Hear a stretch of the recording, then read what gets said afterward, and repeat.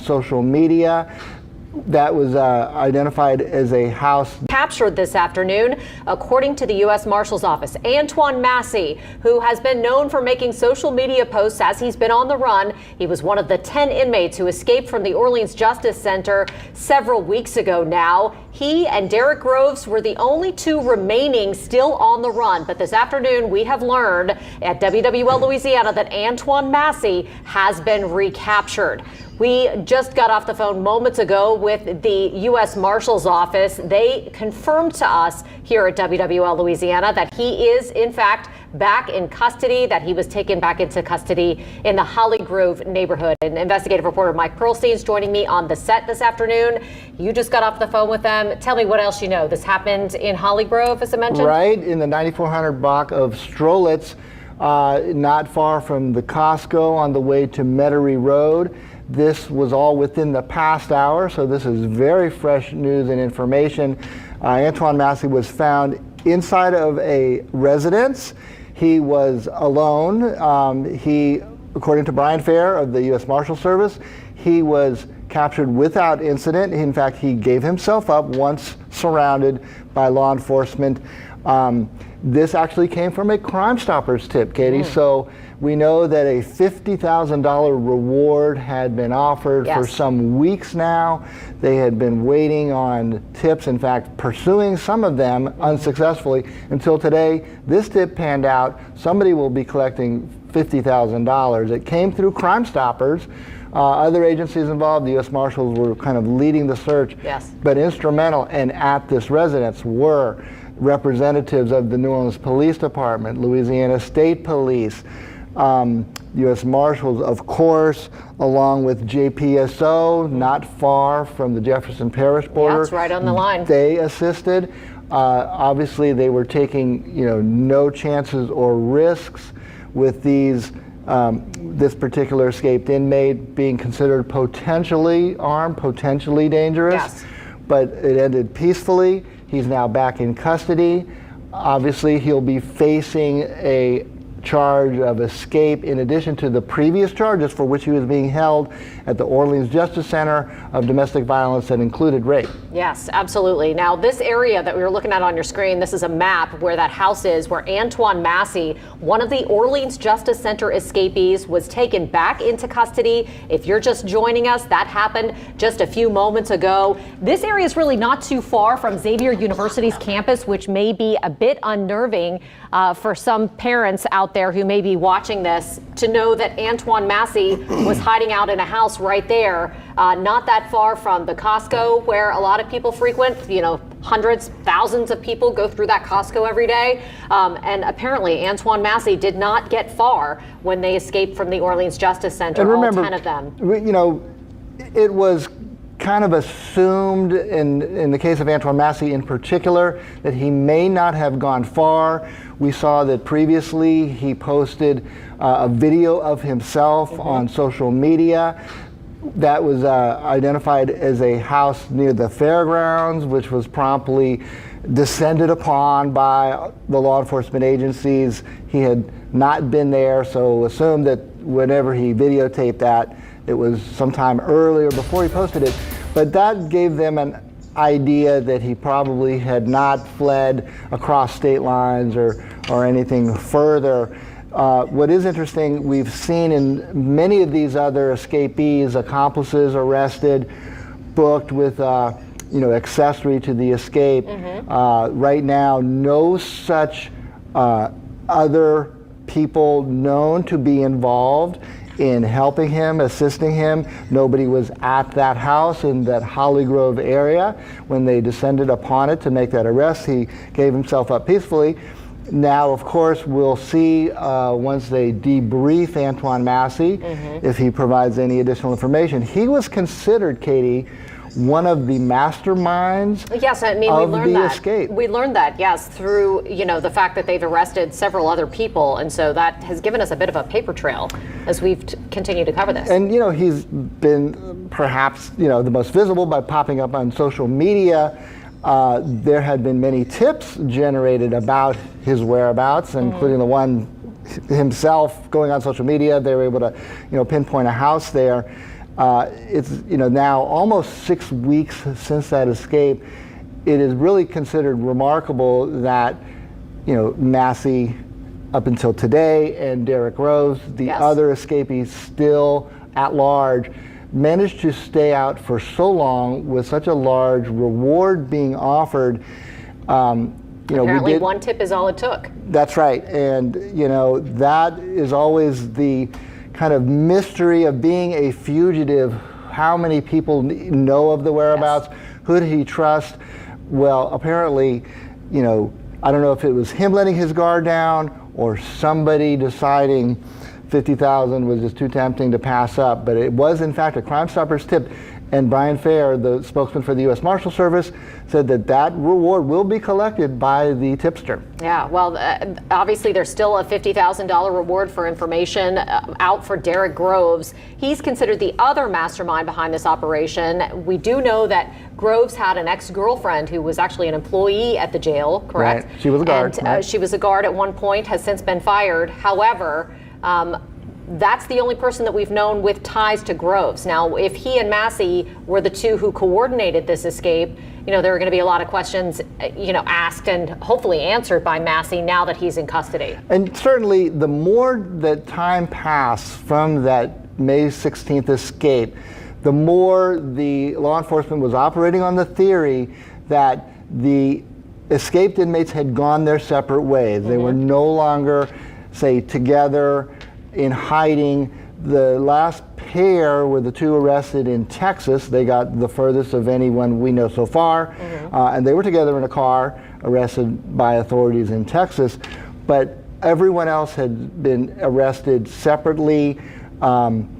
Generally, if you're going to cover your tracks and remain in hiding, the fewer people that know, the better. Sure. Acting in concert with another person could also put them in jeopardy of being caught. Yes. Massey was again caught in that 9400 block of Strollis in Hollygrove by himself in a residence, and that's generally, it's almost kind of on the edge of Lakeview on the way to Metairie Road.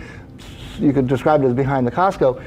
A relatively peaceful residential neighborhood. Yeah, not really Lakeview, but Uptown. It's closer to Hollygrove, borders Uptown, right. And other areas like that. Now, just a few moments ago, you were looking at a booking photo for one of the plumbers who was working at the jail, who has been accused of helping these inmates escape. Now, that affidavit in his arrest is where we got a tremendous amount of information about how this breakout happened. And that's when we first learned that Massey and Groves may have been the two that were the ringleaders behind this, and that they had been working together, that they had confronted this plumber allegedly. Plumber now tells a different story through his attorney, so all of those details are going to play out in court. I think that's when we're finally going to figure out exactly what happened, but you would assume that the U.S. Marshal's Office, the NOPD, every law enforcement agency, Louisiana State Police, which Troop NOLA has been essential in all of this, that they are all questioning Massey, that they are going to try and get as much information out of him as possible about, number one, how this went down, and number two, where Derrick Groves might be. And you mentioned in the case of the Sterling Williams, the maintenance man at the jail who was arrested, and in fact he was the first of the non-escapees to be arrested as a helping or an accomplice. Yes. And the initial account, I'm glad you used the word allegedly, because that's now in some dispute by his own attorney, but his allegation that he told detectives at the time of his arrest was that he was threatened with a shank, a crude homemade prison knife, that under that threat he turned off the water so that the inmates could crawl through a hole that they, I guess, punched through a wall of an empty cell behind a toilet and sink fixture. Later, once he got to court, his attorney gave a different account, that it was a matter of a plumbing issue and maintenance that led to him turning off the water.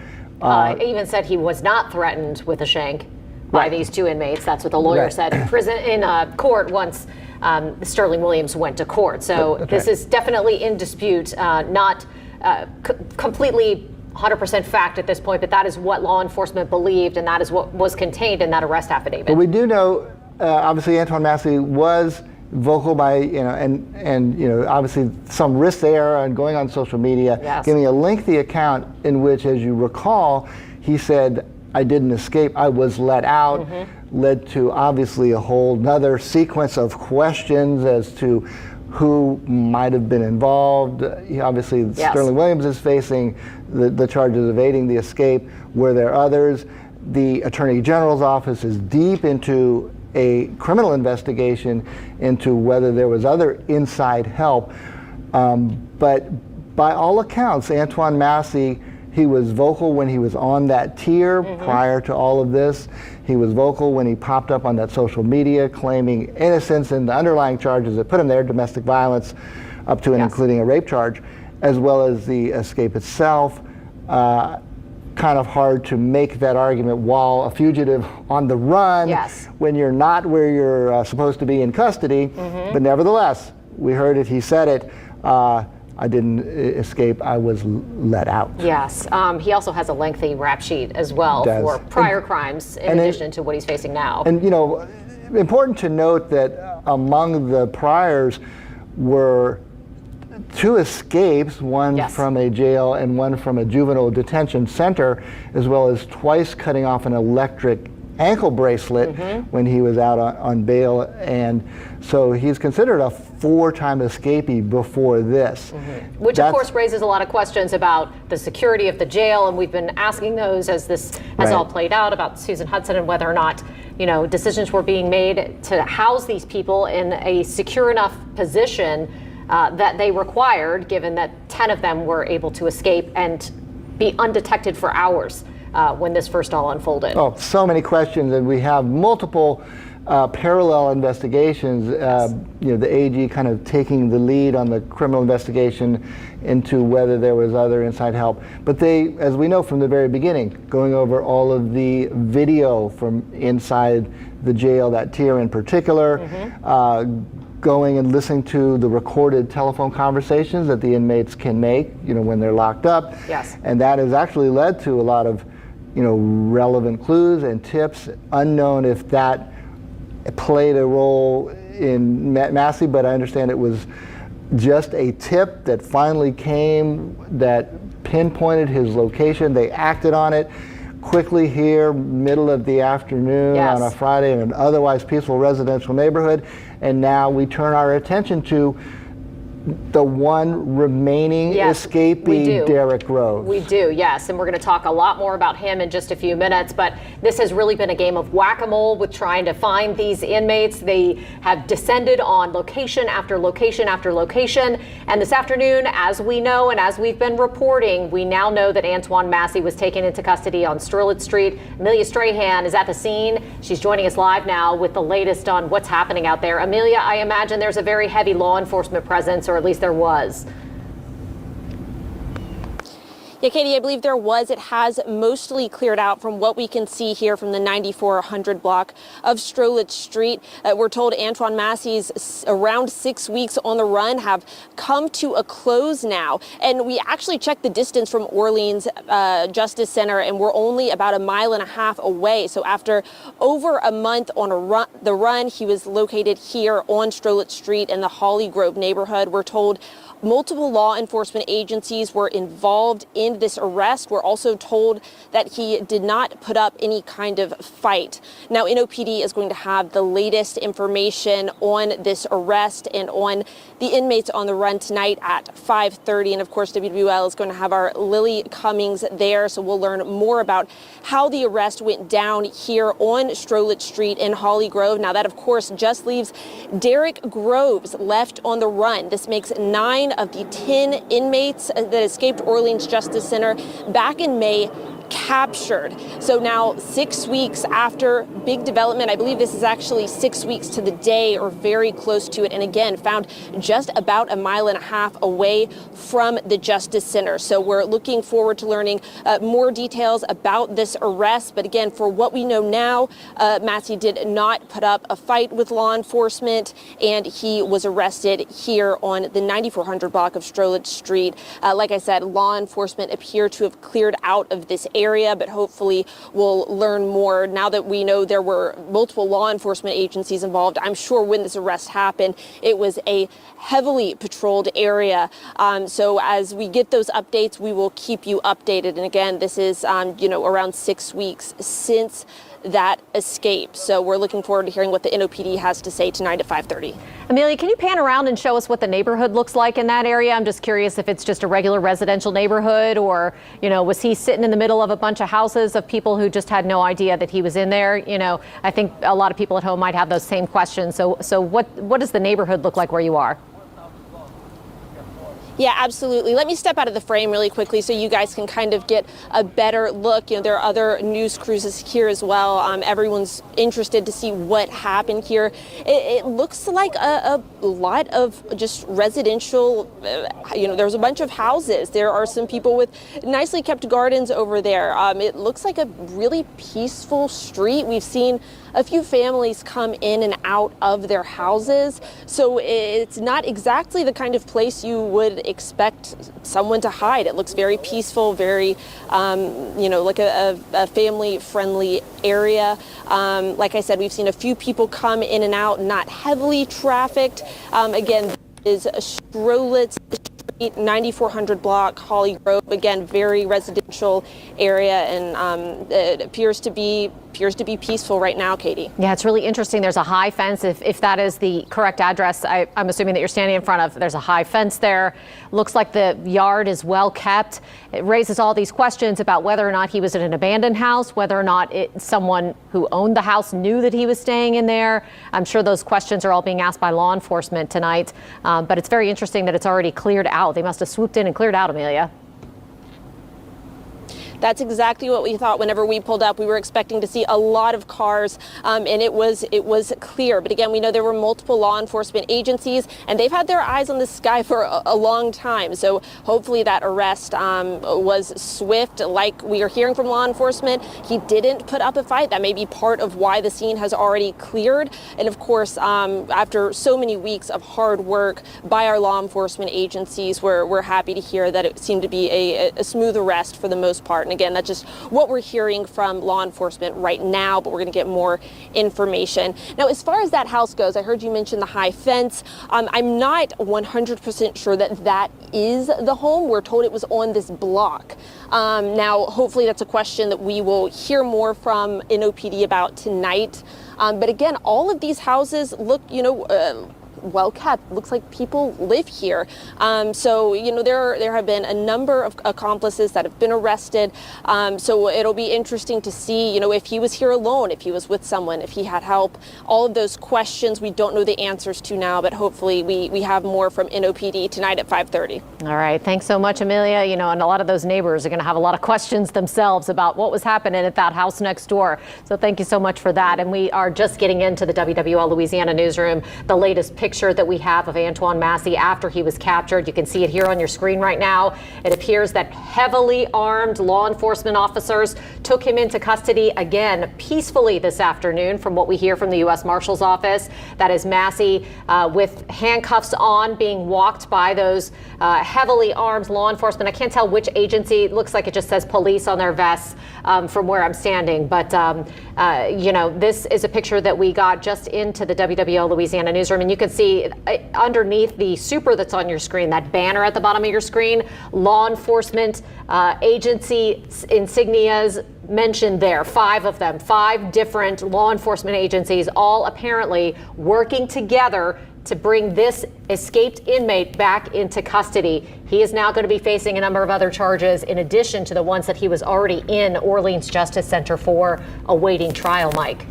Well, certainly the escape, and I know that has an opportunity. He was very vocal when he posted that social media video about claiming his innocence and wanting to fight charges against him, including the escape, which he said he was let out. It'll be interesting to see if he's that vocal when being debriefed by the investigators who have been chasing him and really, I can tell you, pursuing tips that we heard of a few early on that came up empty. I can tell you I spoke to law enforcement this week The tips did continue to roll in much more quietly. They very intentionally wanted to give the impression that the heat was turned down a bit, maybe hoping for either Groves or Massey to let their guard down, slip up. What would be interesting, I know that we're going to check the neighbors where he was finally captured in that residence. My guess is that they probably did not know a thing. I would think. Can you imagine finding out that one of the escapees is hunkered down next door? I imagine that's terrifying. For one, here's a guy who had successfully, eluded law enforcement up to this point, so he certainly wasn't signaling where he was, and with a $50,000 reward hanging over your head, any neighbor who got wind that, hey, Antoine Massey is here, I can call this tip in and get some money. On top of that, Antoine Massey, as we've seen from the photographs and his mugshot especially, has very visible facial tattoos. He's very distinctive in his appearance because of those tattoos on his face. And so it's crazy to think about the fact that he was one of the last two captured, given how recognizable he is. So it just makes you wonder, what's been going on throughout this time, how he has managed to, get information. Now we want to go to Amelia Strahan again, so let's listen in to the interview that she's doing right now. I understand sensitive situation, but I guess your thoughts, this is an inmate, inmate that has been on the run for quite some time. If you can. Yes, ma'am. Your thoughts on Antoine Massey being here on your property? I don't know what's going on, sir. I don't know. I really don't. Gotcha. Are you shocked? I'm very shocked. Yes. I don't want to be on the news. I don't know what's going on. Where's the police? I don't even know what's happening. I get a call and I'm just coming and everything's over. I really don't know. All I know is they found the guy here and that's it. I don't know what's going on. Were the police here when you got here? I just got here right now. I don't see no one here but you all. So it was cleared out? I don't know. I mean, I can open the gate out. I just don't want to be on camera. That's all. For sure. So police told you it was at this address? Yes. And do you know anything about the tenant? There's no tenant here. It's just a family house. Like I say, I'll normally do Airbnb, but I'll keep it open. I just keep it open all the time because we have a gate. A family that he was here with? I don't know anything, ma'am. I really don't. I don't know anything. Yeah. How many units is this? Two. Two units, and you own it? Yes, I own it. Well, I do appreciate your time, ma'am. No problem. I'm still trying to find out what's happening. Thank you so much. Much information as far as today. Thank you. You said you don't. Sorry, y'all. I just don't want to be on the Yeah. trying to find out what's going on myself. I understand. Would you mind saying a few words with us if we don't put your face on the camera? If That's we point it Amelia towards the ground? Strahan. She is out at the scene where this inmate was found this afternoon. A woman who says that she uses that unit as an Airbnb from time to time said she really didn't want to go on camera, so we were trying not to show her face there. Apparently that's where Antoine Massey was hiding out, and that's where he was taken into custody. It's very interesting that even the property owner was not told by law enforcement what was going down when it was going down. So that tells you just how much they had to secretly inject themselves into that situation as to not alert Antoine Massey that they were on to him, go in there, get him peacefully, and get him out of there as quick as they went in almost. And I can tell you, from a house that they approached earlier this week, this was on a Derrick Groves tip, that law enforcement did assemble in force with multiple different agencies, and they very, very intentionally did not make, say, a SWAT scene or surround a house. They kept it completely kind of quiet. Almost like undercover surveillance to determine if, in fact, Derrick Groves was at that location. Right, and he Amelia was not. We're going to go back out to Amelia again. Apparently, she's got some more information for us. So, Amelia, what you got for us? And explain the situation, because this is two properties. Hey guys, we're actually talking to the woman who owns let's turn the camera this way. We're actually talking to the woman that owns the Airbnb where Antoine Massey was allegedly found. She doesn't want her face on camera. We want to respect her request. So I'm going to get Robin to put the camera back down, and we're going to ask her a few questions. You guys can listen in. I'm here and I don't even see cops. I mean, is it shocking to hear this happening not only on your property but in your neighborhood? Because a lot of people we spoke to say they were just talking to someone just cutting grass here earlier today, and then this happened. Yeah, it's a pretty quiet neighborhood. It's kind of shocking, but hey, things like this happen. We just have to, kind of be careful, I guess, you know. Have you seen any signs of this? Anything Not suspicious? seen any signs? No. And it's only one tenant you were telling us that lives here. Yes, only one tenant. And you said telling me when you were closing the gate that Antoine Massey might have run in, broken in. Right, because I'm frustrated too. I don't know what's happening. They say this is going on, and I get here and I don't even see a cop. So, you know, so I don't know. So And who what do actually you know called about you the and gave you family? call? Do you know anything about the family, the tenant that was staying there? No, I don't know anything about that. Who actually called you and alerted you of what was going on at your property? My friend called me. A friend of mine. I guess it's all over the news, and they know my property. Did she see the whole arrest happen, or just the law enforcement presence? Just the law enforcement. Yeah. So in your message to NOPD, you weren't even really notified. I don't have a message anymore. I'm really, you know, I'm shocked right now. I'm sorry. All right, thank you so much. All right, ma'am. thank you so And much. Travers and, All right, now I'll pull the camera back up, guys. Yeah, so like we mentioned, this was a quiet street. Now we just heard from the woman who owns the Airbnb. Robin, I'm going to get us to turn around really quickly. You can see there's a really high gate here. She says that she knew nothing about this until her neighbor called. She says it is 2 units in this the property, but there was only one family staying there. Now she said she doesn't know what happened. She doesn't know if, you know, potentially he broke in. She doesn't know if there's any association with the family. She said she is really in the dark right now. She wasn't on the property when this happened, and she pulled up and there were unmarked vehicles in the driveway. So again, Antoine Massey, like we've said, 6 weeks on the run, 1.5 miles from the Justice Center. This is where he was arrested. This is the 9400 block of Strolich Street in the Hollygrove neighborhood. Again, we were talking to the woman that owns the Airbnb where he was allegedly arrested, and she said that it's a really quiet neighborhood, and she used the word several times, shocked. She said, I am shocked to hear that this happened.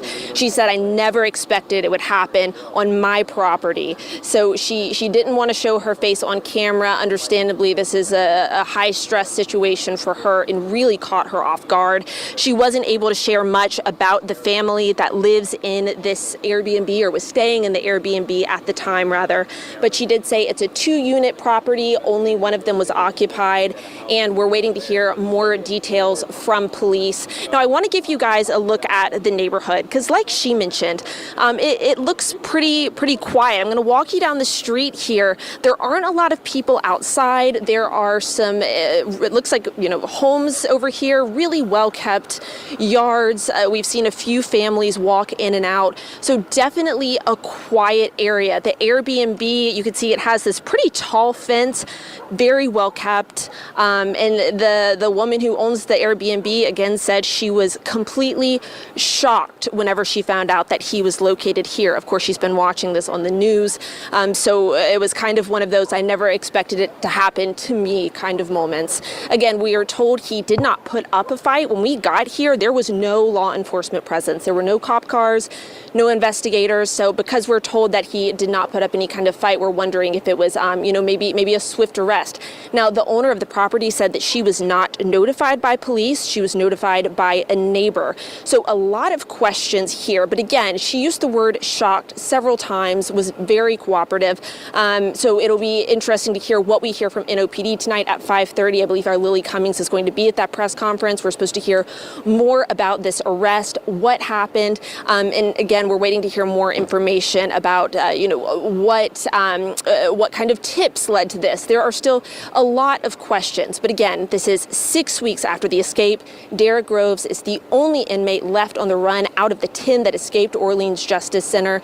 So this could be coming to a close soon. So we'll have those latest updates tonight at 5:30. Amelia Strahan, WWL, Louisiana. All right. Thank you so much, Amelia, for bringing us all that new detailed information. So let's just recap really quickly. If you're just joining us, Antoine Massey, as you can see on your screen right now, was taken into custody by the U.S. Marshals Service this afternoon at around 4:30, maybe a little earlier, sometime after 4 o'clock today, let's say, in a house in Hollygrove. It's an Airbnb. Half of that duplex was rented, and the property owner who just showed up at the scene said that she had no idea that Antoine Massey was holed up in one side of that duplex. There's a large privacy fence that surrounds the house where after Antoine Massey was taken back into custody.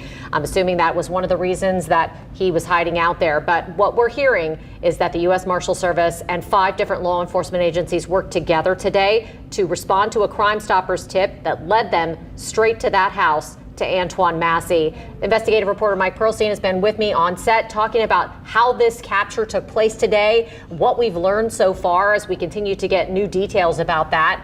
5:30, as Amelia mentioned, is when we are expecting the NOPD and law enforcement agencies to hold a more detailed press conference to give us extensive information about exactly what went down today. And, I certainly expect that now that Massey's in custody, there will be a reminder of Derrick Groves. Yes. He's the remaining escapee, still unaccounted for.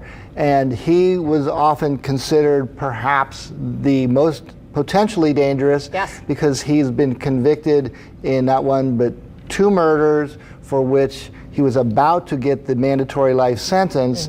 So a lot at stake.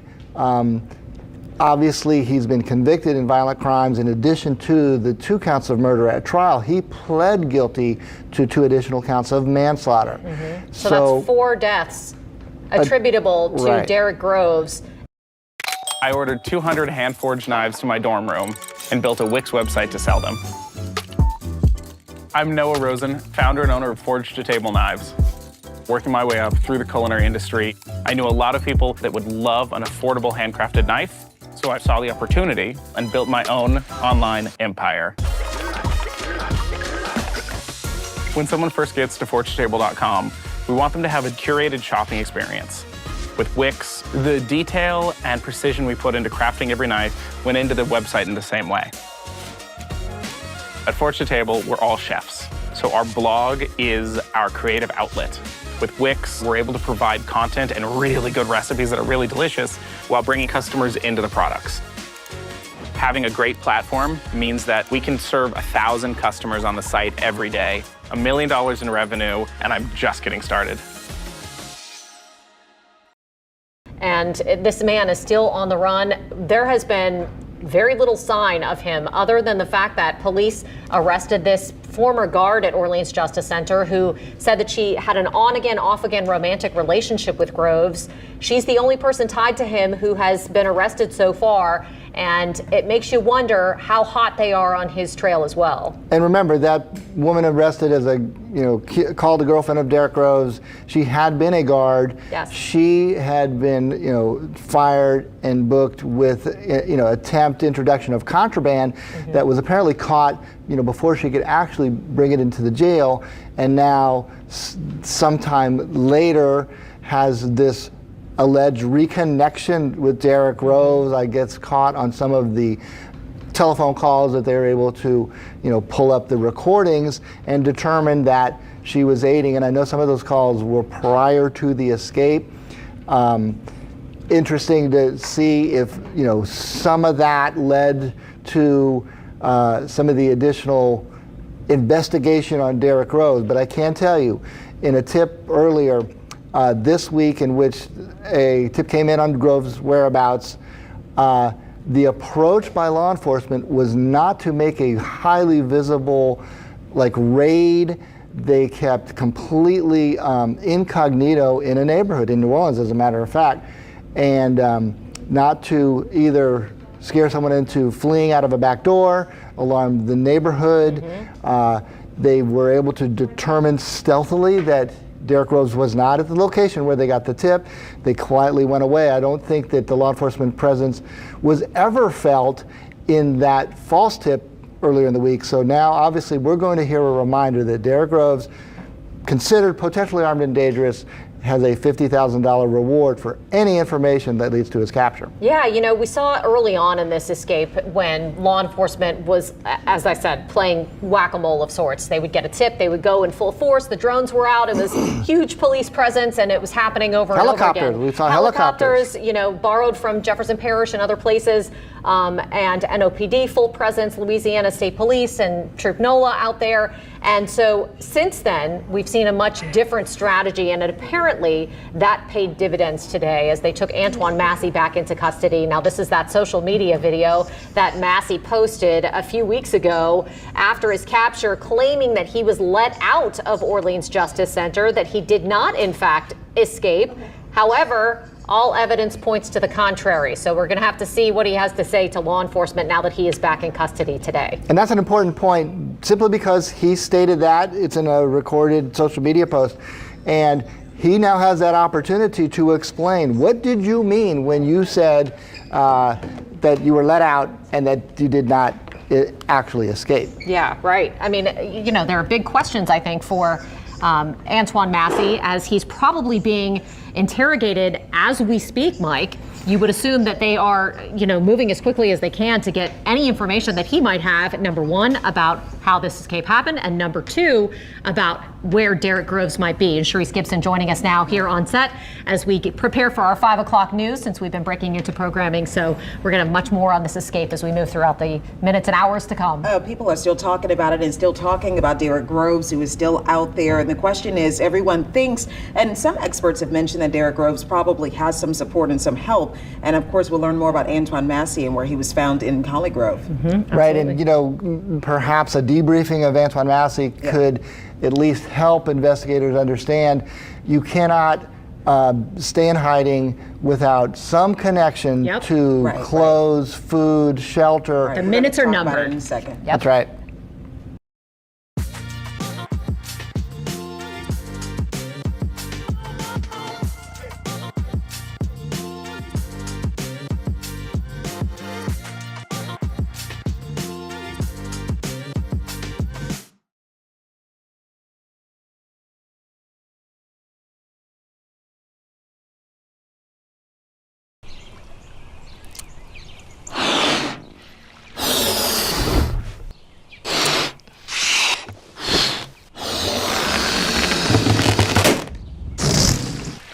Airheads have more fun.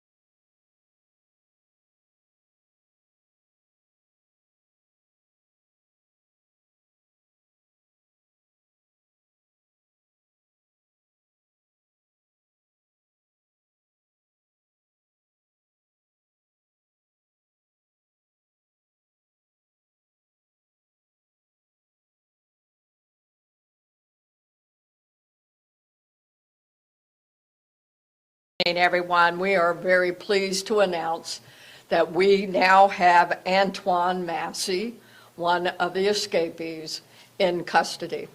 And I want to thank our partners we have been a team this whole time. But Antoine Massey was taken in custody in the city of New Orleans in the 3rd District. He was actually walked out of a home peacefully at 9414 Strolitz, and he peacefully gave up to law enforcement who had surrounded the house. I'm going to have the sheriff at the end speak to the event, because it is the sheriff herself who got the tip from a citizen, and that alone speaks volumes to her legitimacy of relationships that matter. So when the community believes and trusts their police departments and their law enforcement agencies, they work cooperatively. And so she will speak directly to that situation. I want to thank all of our partners who are present, because truly they were all out there as a team. So from ATF to FBI to our own police department, our violent offender warrant squad, our own violent crimes team that is a specialty team that we call VCATE, of course, our partners in the state police, obviously our partners with the sheriff and the Orleans Sheriff's Office, and also our U.S. Marshal is going to speak to you in a minute. I know HSI is present, and also Jefferson Parish has always been a great partner to us. So many, many thanks to you. We still have one more. We have Groves. And so Groves knows that we are going to capture you. You will be taken into custody, but you still have the option to peacefully turn yourself in. And we will make an appeal to you to do so. All of these captures have been able to be done peacefully, and that is also the end of the game. We don't want anyone hurt, not our own officers, and certainly not Mr. Grove. So the opportunity is there at any time to turn yourself in. And as I had spoken to the fact a couple of weeks ago, we do have the public defender is ready to meet you and to be with you from the very moment you choose to turn yourself in. And then Darlene, who's the face of Crime Stoppers, will also have the opportunity to make her appeal and to give the Crime Stoppers number. So with that, I am going to go ahead and turn this over to our U.S. Marshal for our area. This is going to be Chief Walter Ivy. And then after Chief Ivy, I know that Director Harper will call people to the podium. And then probably after him will be from our Colonel Robert Hodges. So Chief Ivy, please come to the podium and share with you about the event of today. Good afternoon. I'm Walter Martin. I'm the Chief Deputy U.S. Marshal here in New Orleans, the Eastern District of Louisiana. Thank you all for coming. I want to start by thanking the men and women who have been working tirelessly to not only arrest Mr. Massey, but the previous fugitives, as well as those that have helped in Mr. Massey and the others evade the capture and who have brought the others into custody. And I also want to thank the men and women who are working hard to find Mr. Groves. They will continue to work hard. As the chief said, we'd appreciate if Mr. Groves turns himself in, but at the same time, we're not going to stop. We're going to continue on, and just like we found Mr. Massey today, we will find Mr. Groves. We'll continue our efforts. We were thankful, too, that Mr. Massey came out and there was no problems today. He was arrested around 3:30 this afternoon here in New Orleans. Okay. That's all I got. Colonel Hodges. Good evening, everyone. Colonel Robert Hodges, Superintendent, Louisiana State Police. As everyone knows, today marks the 6th week of the escape, and it's through the partnership of the men and women and the leaders behind me and those who are not present but still working, as Chief Ivy stated, that we owe the credit to.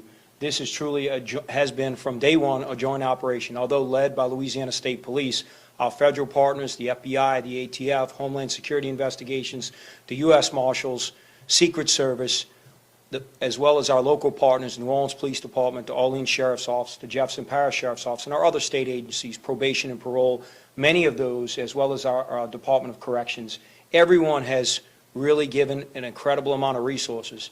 It's through our resilience and, more importantly, our collaboration is why we were able to bring Mr. Massey into custody today. But let's not lose sight. One still remains Derrick Groves, and without the public's help, I appeal to everyone to please reach out, contact Crime Stoppers, contact the ATF or the FBI. The collective reward remains at $50,000 for that fugitive, and it's imperative for the safety of this community and all of Louisiana that you reach out to us. Those who have continued to help and aid, which includes Antoine Massey, those will also be brought to justice. As I've said previously, there are consequences for your actions. And when you help and aid and assist those to remain at large as a risk to the community, you will be charged accordingly. We look forward to the opportunity in the day when Mr. Groves is taken into custody. We would like it to be peacefully. We encourage him and anyone who knows him to reach out to any of the agencies that you see here. You can remain anonymous, but we need your help. And collectively, we will not rest, even if it takes another 6 days or another 6 weeks, until the last fugitive is in custody. Thank you. Okay. HSI representative.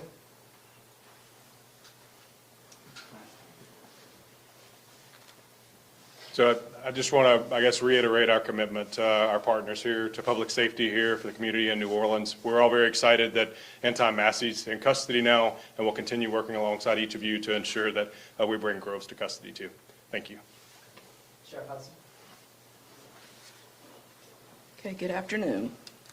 I am grateful to stand here with our law enforcement partners. Chief Kirkpatrick and I shared a moment this afternoon when she called me to talk about the press conference. Just about the relief about having Antoine Massey into custody.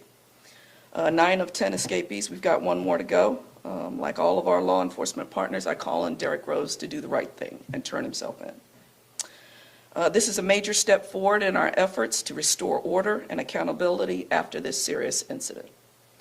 I want to thank our community for reaching out to me personally to provide the information directly leading to Antoine Massey's capture. As soon as I received this information, I reached out to our detectives who are a liaison to the state police, the Attorney General, the NOPD, and the United States Marshals Task Force. They've set the actions in motion, which led to his capture. I want to extend my deepest gratitude to all of the folks up here and our partners up here. I have to give a special thanks to our deputies, of course, who coordinated and worked together to make this happen. But we're grateful to this community, as both Chief and the Colonel both said. Together, we made this happen, and I'm grateful. I also want our community to know that OPSO continues to harden and modernize the facility. That is well underway. We're installing new razor wire, tightening physical barriers, upgrading locking mechanisms. These all play an important role in the safety of our residents, staff, and the entire community. These are just the first steps in a very urgent plan, and we can't do it alone, and we call on all of our partners to help make sure that the investment needed here is done. So again, thank you all for your hard work and your partnership, and we look forward to getting Mr. Groves in custody. Okay. We're going to take some questions. Channel 4, we'll start with you. Hi, sorry, I'm back here and I'm short. So in the Hollygrove area, we were able to talk to the owner of the property who said it was an Airbnb. Do we know at this point, was he assisted in renting that Airbnb?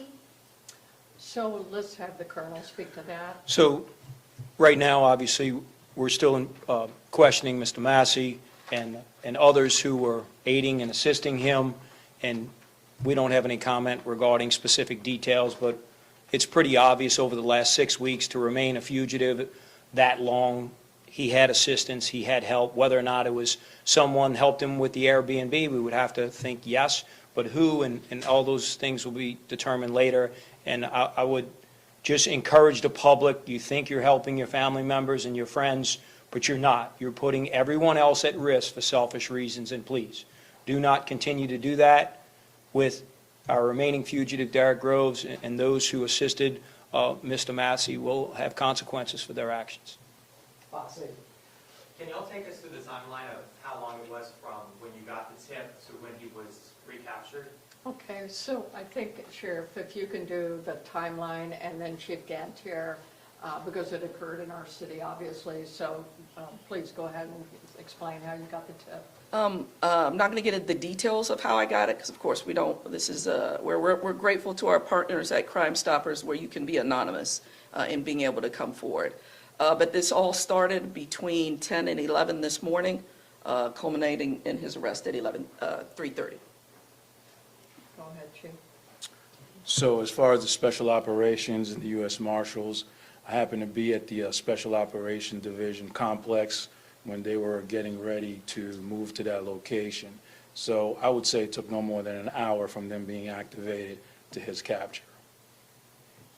Channel 6. With Derrick Groves still at large and all the other inmates captured, does it still indicate that Groves orchestrator was the ringleader of the original escape? I would just say that Groves, along with the other 9, all had help. And we know that, and they continue to have help. And we'll just leave it at that. As far as who was the leader in the escape, I think they all 10 wanted to get out on their own.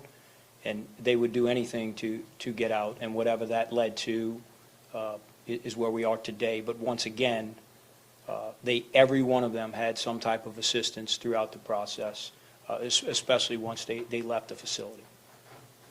26. I think the question now that everybody's really wanting to know now is, where's Groves? Do we have a lead on his location now? Do we have at least a target on him? Or is it a shot in the dark at this point? Look, just as we said in previous conferences, we have many investigative tools and technology and a lot of leads that come in. All the tips that the public brings to us are investigated to the fullest. Sometimes we think we're incredibly close, and then we get to a residence, an apartment, a condominium, or a home, and they've just moved because they have help. We're still confident, just as we were about 2 or 3 weeks ago when we had a conference when we were at 8, and we went from 5 to, and then 3 on, it was Memorial Day, if y'all recall, 1 in Baton Rouge and 2 in Texas. We still believe today that we will find these, and it's due to the resilience of law enforcement. It's a lot of good police work coupled with investigative tools and technology and the state-of-the-art equipment that we use to help us. And, we can't do it alone. We need the court's help. I failed to mention earlier, our Eastern District of Louisiana, our U.S. Attorney's Office is very helpful to us, as well as all our judicial districts in and around the state that provide us the assistance and grant and honor our requests for state or federal warrants, which helps further these cases. They take time, they take patience, and we just ask the public to continue to trust law enforcement, and that we will eventually locate Mr. Groves. Thank you all for coming out. We appreciate it. I have one more question. Okay, we'll wrap it up. I have a question. Did the tip come directly to the sheriff, or did it come through Crime Stoppers? I'm sorry, can you just clarify that a little bit? Yeah, it came directly to me. Okay. So did they just call you up? I'm not going to give any information about that. Did they get the $50,000? I'm sorry? Did they get the $50,000 I'm reward? not involved in. Look, just so everybody understands, the reward remains $50,000. Of course, it's a combination through Crime Stoppers, through ATF and FBI, and certainly if they reach out to one of those hotlines, those tip lines, they are eligible for that reward. But I don't want to go into the details. I don't think we just standing right there outside the residence and handing out a check. It remains anonymous, and Crime Stoppers does an incredible job, Darlene and her team, and all those who take the calls round the clock. And it is available. I don't know, the process, but I'm certain in days to come if they had called Crime Stoppers, but I'm going to leave it to Darlene. Come on. Darlene, you can share the number with people, because we are vetting every tip through Crime Stoppers. And it's about how many now? We've had over probably now 1,200 original tips and several thousand that are follow-ups. And I can only speak to the fact that we did receive a tip today, which I understood led to the arrest of Mr. Massey. So we'll be working with our partners, the U.S. Marshals, and on the Crime Stoppers portion. And if that is the qualifying tip, again, our tips are anonymous, so we don't know who they might have spoke to or where they came from. It is an anonymous tip, and we don't ask those questions.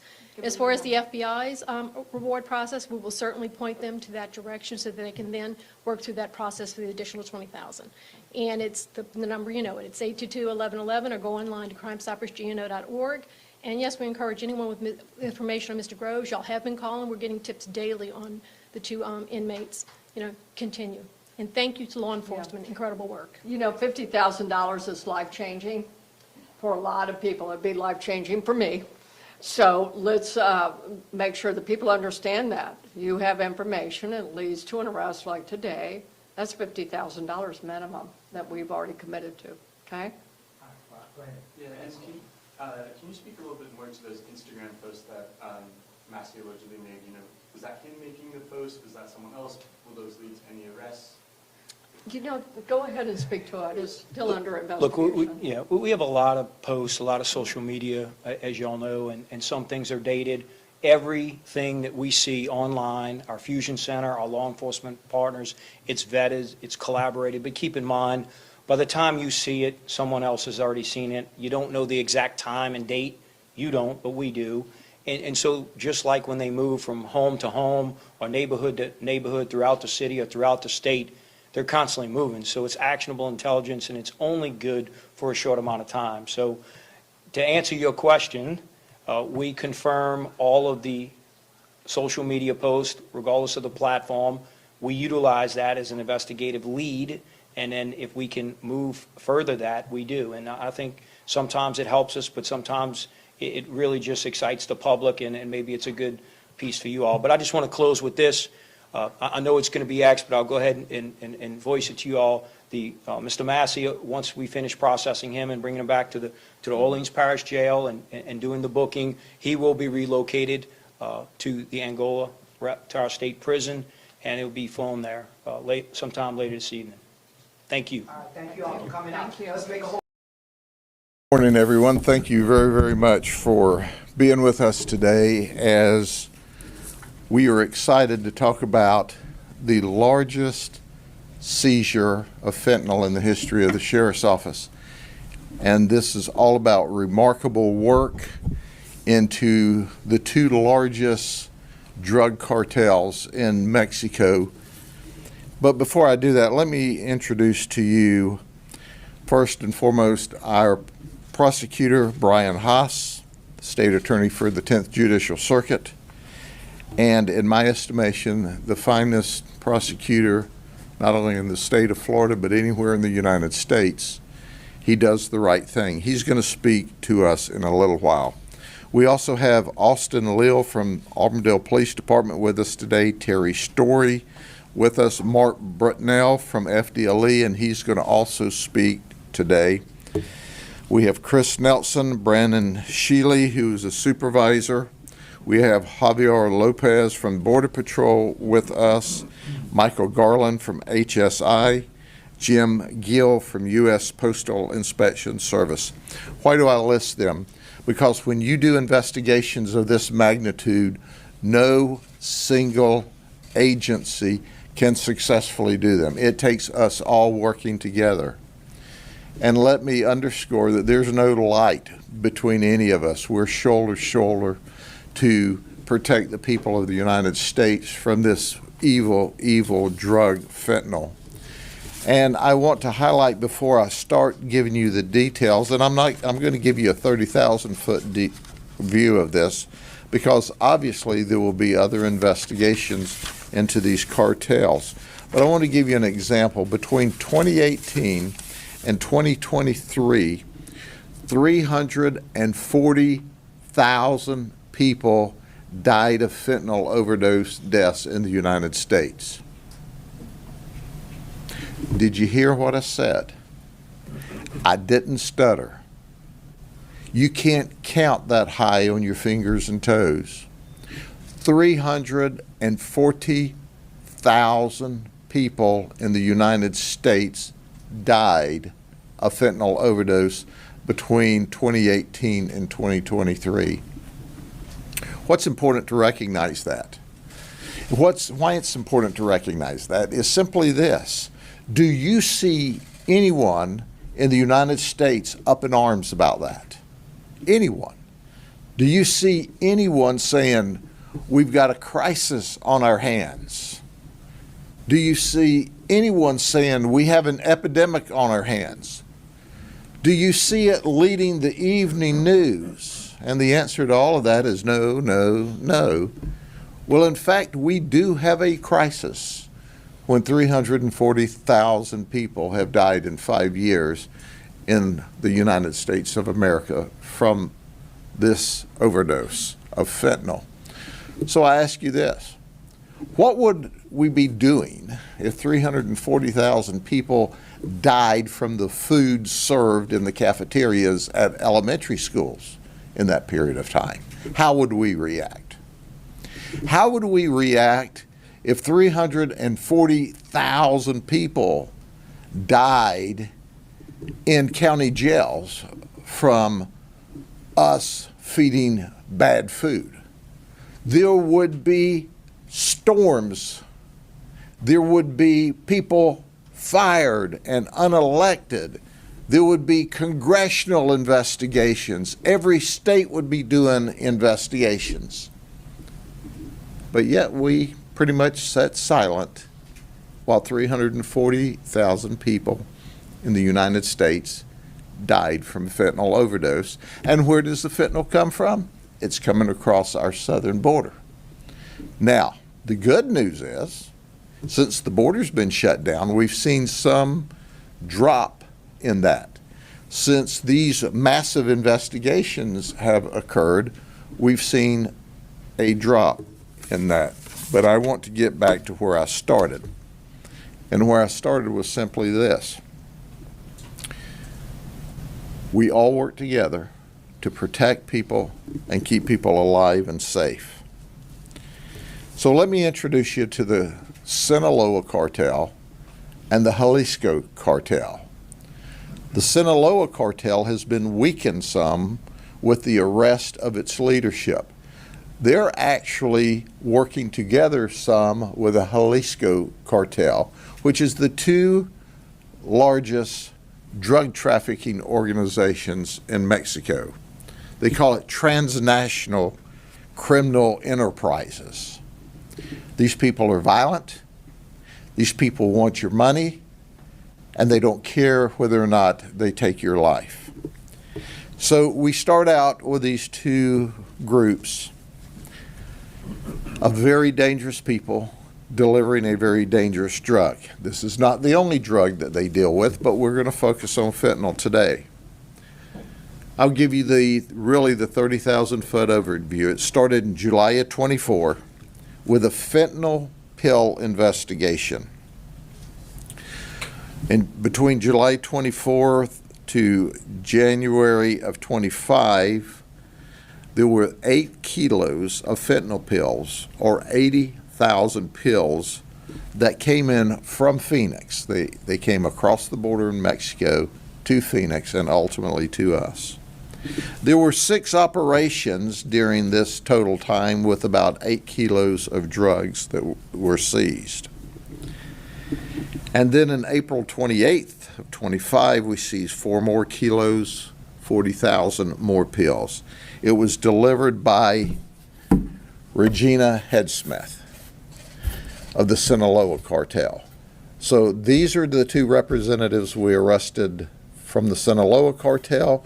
These are the folks that were assigned to the Jalisco cartel in the pending operations.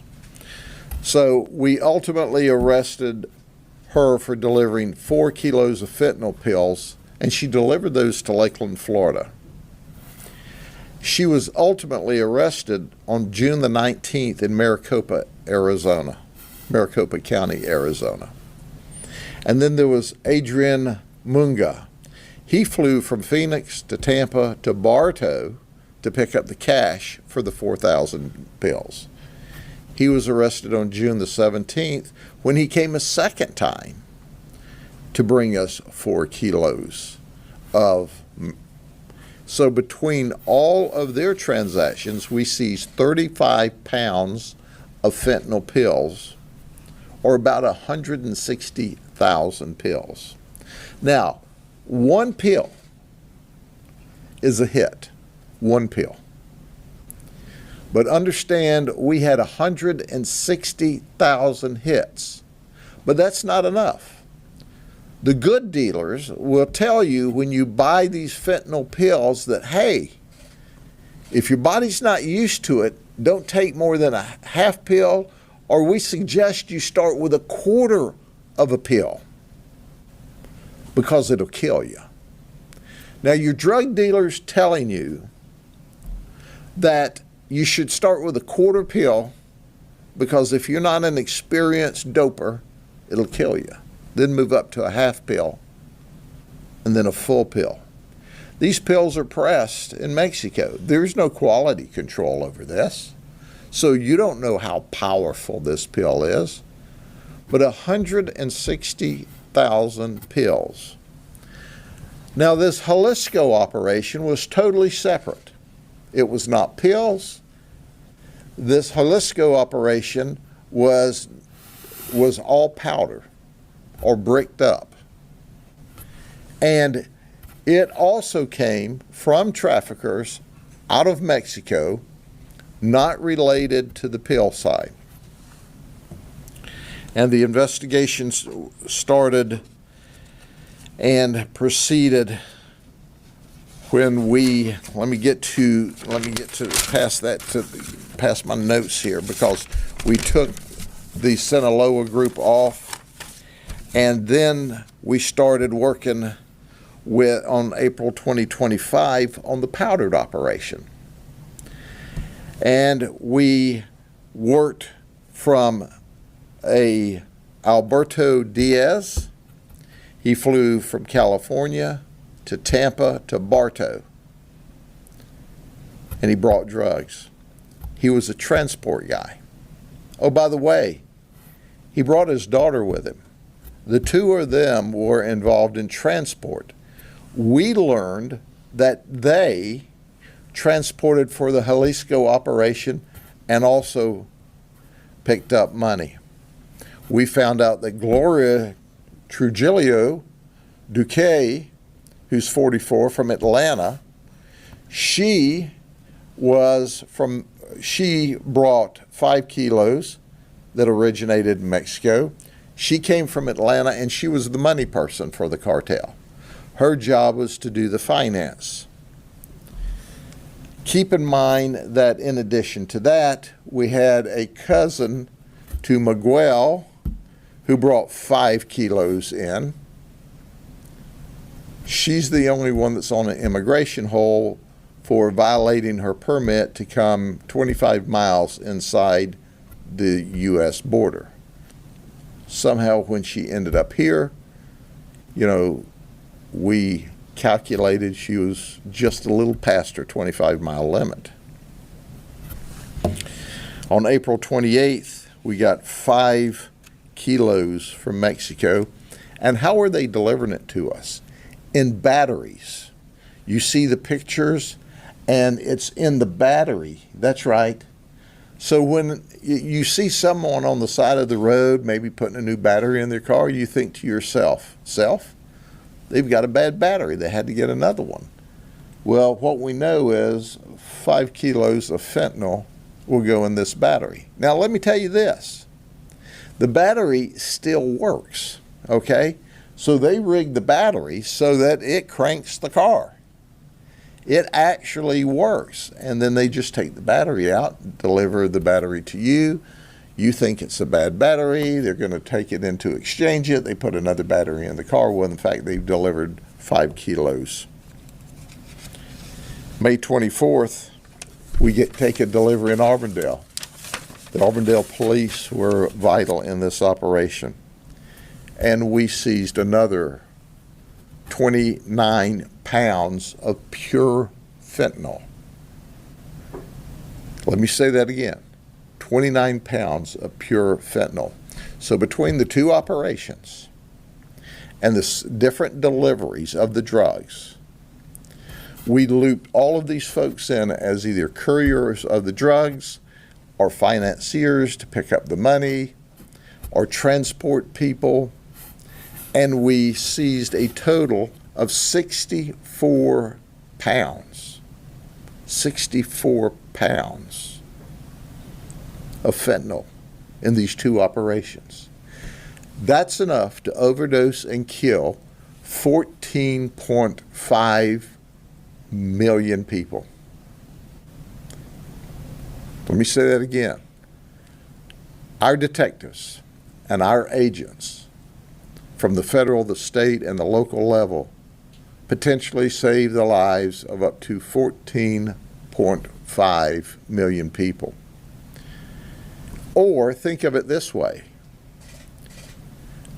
We seized enough drugs to overdose and kill everyone in the state of Ohio, or everyone in the state of Pennsylvania, or everyone in the state of Illinois, and have drugs to kill people left over. So when you look at these undercover agents that risk their lives in doing these types of operations, and then you see it as a risk to their life just to handle this stuff, let alone the violence and the guns and all the other issues they have to traverse in a high-level, large-scale investigation, you understand why our detectives and our agents from the state and the federal government are simply the very best. So will they ever get the appropriate thanks for saving lives? Absolutely not. But the reality is, while there's 340,000 people that died because these people were greedy and wanted money, and they didn't care that you died between 2018 and 2023, we know an immeasurable amount of people would have died with this 64 pounds of drugs that these people brought, and they didn't care about you or your loved ones or your children, but we did. And that's why people are alive today, because of the work that our folks did.